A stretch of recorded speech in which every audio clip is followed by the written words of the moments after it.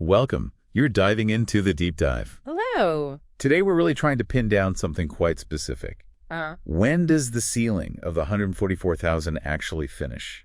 This group, from Revelation, seen as God's special servants. Right. And we've looked at the Bible text itself, Revelation mostly, and some pretty detailed notes that interpret it. Our mission really is to see if we can get a clear picture of the timing. Yeah. And the goal isn't just to list dates, but to sort of untangle the complex timelines and, importantly, the different ways people interpret them. Okay. What's fascinating, and maybe a bit surprising, is how the whole thing seems to pivot on just one specific interpretive choice. It's like a fork in the road. One choice. What's that? It's about whether certain groups of angels mentioned are actually the same group or if they're completely distinct. Make one choice, you get one timeline, make the other, and things look very different. It branches out into, well, four main possibilities based on the sources we looked at. Okay, let's dig into that. So the core texts we're talking about are mainly Revelation 7 through 9. Mm-hmm.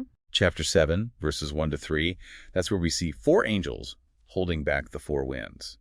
These winds sound like, well, destructive forces, right? Usually interpreted that way, yeah. Global forces. And they're holding them back until God's servants get this seal on their foreheads. Correct. Then later you get the trumpets sounding in chapters 8 and 9. And the sixth trumpet specifically, that's where it mentions releasing four angels bound at the great river Euphrates. And they also seem to unleash some kind of destruction. Exactly. And there is that critical fork in the road we mentioned. Ah, okay. So are the four winds angels the same as the Euphrates angels? That's the question. Are they the same entity, just described differently, or two separate groups? And answering that is, well, it's fundamental. Why fundamental? What does it change? It changes what kind of harm we're talking about. Is it symbolic harm, maybe tied to the rise of the beast power in Revelation? Or are we talking literal, physical destruction hitting the earth, the sea, the trees? Your answer to the angel question shapes your answer to the harm question. Right, I see. Okay, so based on that, our sources lay out four main views on when the sealing of these 144,000 actually wraps up. Four distinct timelines, essentially. So view number one suggests the sealing is all done before the fifth trumpet even sounds. Mm-hmm. The logic seems to be based on the locusts, that plague in the fifth trumpet. The text says they only harm people who are unsealed. Right. So the argument goes, if only the unsealed are harmed, the sealed group must be complete by then, sealing finished. But there's a counter question raised, isn't there? Does unsealed really mean everyone who will eventually be sealed is already done? Or does it just mean those people who at that specific moment don't have the seal? That's the ambiguity, yeah. It's a subtle but important distinction. Okay, what's view two? View 2 pushes the completion date a bit later. It says the sealing finishes before the sixth trumpet. Now, this view generally assumes that the winds angels and the Euphrates angels are the same. Ah, so it takes that path at the fork. It does, and it suggests the sealing process is actually still going on during the fifth trumpet, during that locust plague. It only finishes just before the sixth trumpet sounds. But wait, how does that work with the locusts only harming the unsealed, if sealing is still happening? That's the challenge, isn't it? It raises a similar question to view 1. How can the harm be so specific if the group being protected isn't fully defined yet? It's tricky. Okay, seems like a tension there. What about view 3? View 3 pushes it even later. It suggests the sealing finishes just before the beast emerges, which it places during the events of the sixth trumpet, specifically that part where a third of mankind dies. So still assuming the winds and Euphrates angels are the same. Yes, this view generally holds that assumption too. The sealing concludes right in the midst of that sixth trumpet devastation. And it faces the same kinds of questions about the locusts, I assume, and maybe other timing issues. Pretty much. Similar questions about the locust plague targeting, and some sources note potential contradictions about when exactly the completion of sealing allows those four winds, or Euphrates angels in this view, to actually be released. The timing gets a bit complex. Okay, so those three views seem linked by that core assumption about the angels. What about view 4? Does it break from that? It does, significantly. View 4 suggests the sealing is complete before the seventh seal is even opened, way earlier in the sequence. Before the seals finish, before the trumpets even start. Exactly. This view hinges on making a clear distinction between the four winds angels in Revelation 7 and the Euphrates angels in Revelation 9.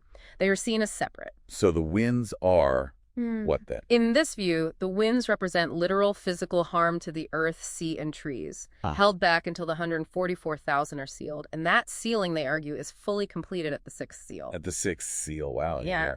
And the completion of that sealing is what triggers the opening of the seventh seal, which then unfolds into all 7 trumpet judgments. So the 144,000 are sealed before the trumpets begin their judgments. That's the idea. They're seen as the last first fruits, kind of a special harvest, and their sealing prepares the way for what's often termed the Day of Atonement period. That is a very different timeline. But wait, there's something in the sixth trumpet about John, or maybe the 2 witnesses, who are often linked to the 144,000 eating a little book. That sounds like receiving the gospel message, which feels connected to sealing. How does View 4 handle that if the sealing was supposedly done way back at the 6th seal? Good question. The sources supporting View 4 address this directly. They explain that scene at the 6th trumpet isn't a new sealing event. Instead, it's presented as a kind of repetition or maybe a narrative flashback or emphasis. A repetition? Yeah, emphasizing that the 144,000 have already been sealed and have already metaphorically eaten that little book, the eternal gospel, back at the 6th seal. I see. So the 6th trumpet scene is looking back or reaffirming their role. Exactly. It reaffirms their commission, they've received the message, they are sealed, and then they go on to prophesy to challenge the beast's power through the events that follow. They're actively teaching Revelation both before and after the beast figure emerges on the scene. It confirms their status, doesn't establish it. Okay, that clarification helps make sense of View 4's timeline. Yeah. So we've got these 4 distinct views, all stemming from how you read a couple of key passages. What's the takeaway for you listening to this? Well, this whole deep dive really highlights how much rests on interpretation, doesn't it? Even using the same texts, small shifts in assumption can lead to vastly different understandings of the prophetic sequence. It really forces you to look closely at those underlying assumptions, like the symbolic versus literal harm, or whether those angel groups are one and the same. Absolutely. Those initial choices dictate the entire flow of events in these timelines. It's quite impactful. And here's where it gets really interesting, I think. For those of you who engage deeply with these prophecies, figuring out this kind of intricate timing isn't just, an academic puzzle. No, not at all. It could genuinely shape how you think about spiritual preparedness or how you understand God's timing in the grand scheme of things, maybe even in your own life. It definitely could. And maybe the ultimate question isn't just when these things happen, down to the exact trumpet or seal. What then? Perhaps it's why. Why is this level of intricate detail laid out in the first place? Is the focus meant to be on decoding a precise schedule?